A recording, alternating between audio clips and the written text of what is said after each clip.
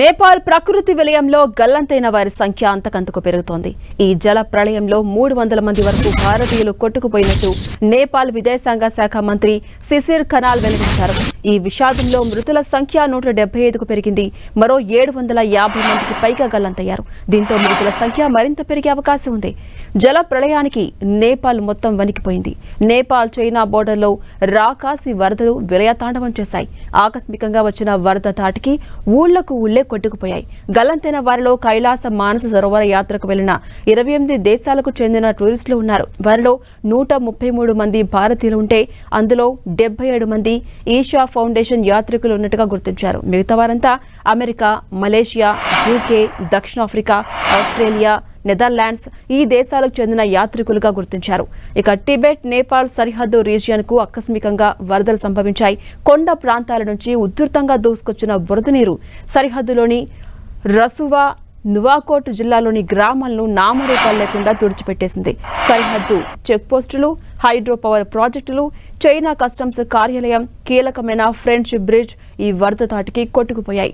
ఇక టిబెట్ నుంచి ఒక్కసారిగా వచ్చిన నీటి వరదకు నేపాల్లోని బోటే కోషి నది ఉప్పొంగింది. దీంతో నదీ తీర ప్రాంతాల్లో తీవ్ర విధ్వంసం జరిగింది. పలు గ్రామాలు బురదలో శిథిలాల కింద కూరుకుపోయాయి. 12కు పైగా జల విద్యుత్ ప్రాజెక్టులు కొట్టుకుపోయాయి. దీంతో అక్కడ అంధకారం ఏర్పడింది.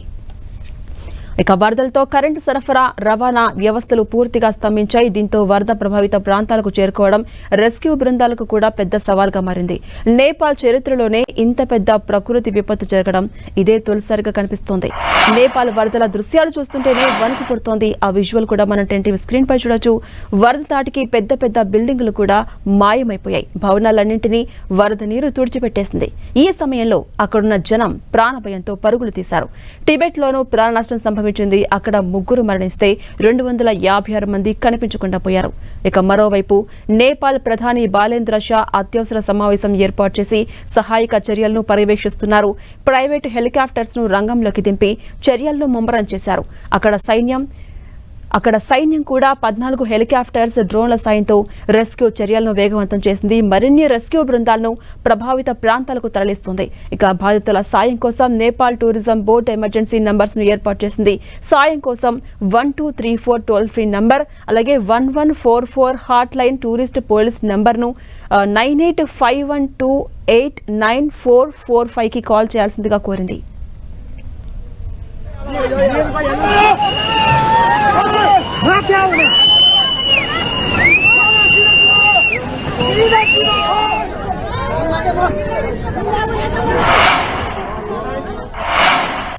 हमने ये जो हमारे टूरिस्ट लोग गए थे या बहुत से भगवान के दर्शन को भी गए थे, वो लोग नापता हैं और बहुत से लोग लापता भी है और मर भी गए हैं। इसीलिए हमें तो बहुत बड़ा दुख हुआ है, क्योंकि ऐसे दुख के समय हम सब लोग एक होकर उनकी मदद करना चाहिए। मैं प्राइम मिनिस्टर से भी अपील करता हूं कि वो ऐसे घड़ी में उन लोगों को मदद करे जो लोग नापता है, जो लोग मर गए हैं, जिनका कोई एड्रेस नहीं है, और जो फैमिली के लोग आज परेशान हैं, उन परेशानियों को दूर करने के लिए उन्हें पूरी मदद करना चाहिए। मैं इसके लिए खत भी लिख रहा हूँ और जिस जिस जगह वो गायब है वो ढूंढ के उनके फैमिलीज को पहुँचाना वो काम करना चाहिए।